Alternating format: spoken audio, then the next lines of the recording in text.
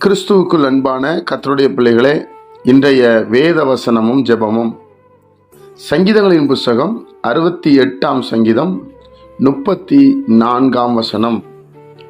தேவனுடைய வல்லமையை பிரசித்தப்படுத்துங்கள், அவருடைய மகிமை இஸ்ரவேலின் மேலும் அவருடைய வல்லமை மேக மண்டலங்களிலும் உள்ளது. என் அன்பு கர்த்தருடைய பிள்ளைகளே, நாம் ஆராதிக்கிற கர்த்தருடைய வல்லமையை பிரசித்தப்படுத்தணுமா? நீங்கள் ஆசீர்வாதமாக இருக்கணுமா? நீங்கள் சமாதானமாக இருக்கணுமா? நீங்கள் மனரம்யமாக இருக்கணுமா? நீங்கள் தேவ ராஜ்யத்துக்கு போகணுமா? பிதாவாகிய தேவன் தம்முடைய குமாரனை பூமிக்கு அனுப்பி எல்லா ஜனங்களும் தன்னோடு இருக்கும்படி விரும்பினாரே, அந்த ஆசீர்வாதத்தை நீங்கள் பெற்றுக்கொள்ள வேண்டும் என்று சொன்னால் நீங்களும் நானும் செய்ய வேண்டிய ஒரு காரியம் என்ன தெரியுமா? அவருடைய வல்லமையை பிரசித்தப்படுத்தணும். தேவனுடைய பிள்ளைகளே, அவருடைய மகிமை வல்லமை இஸ்ரவேலின் மேல் உள்ளது. அப்படின்னா இஸ்ரவேலின் தேவனாகிய கர்த்தர் இஸ்ரவேல் தேசத்துல செய்யப்பட்டதான கிரியைகள், செயல்பாடுகளை வேதத்தை படிக்கிற பிள்ளைகளுக்கு தான் அது தெரியும்.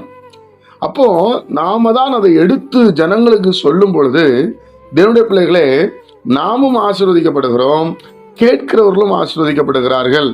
அவருடைய வல்லமை மேக மண்டலங்களிலும் உள்ளதான். அப்போ நாம் பிரசித்தப்படுத்தணும். இயேசு நல்லவர். பிரியமானவர்களே, ஒரு பொருளை வாங்குகிறோம், அந்த பொருள் கெட்டு போச்சுன்னா நம்ம என்ன சொல்லுவோம்? அந்த கடையில் வாங்காதீங்கன்னு சொல்லுவோம்.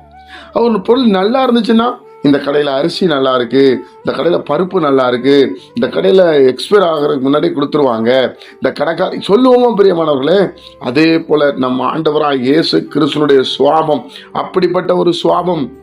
அவரை எந்த ஒரு மனிதன் ஏற்றுக்கொள்ளுகிறானோ விடுதலையாக்கப்படுவான். பிரியமானவர்களே, இது 100% உண்மை.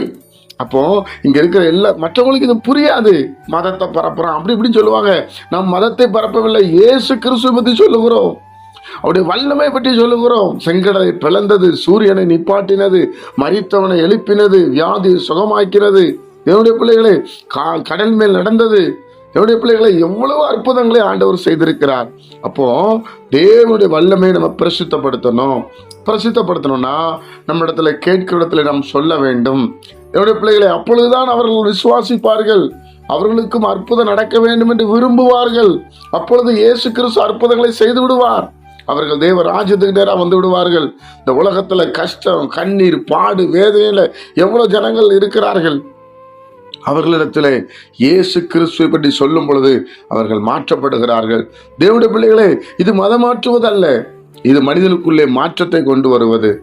அவர்களுக்கும் ஆண்டவர் உதவி செய்ய வல்லமையுள்ளவராயிருக்கிறார்.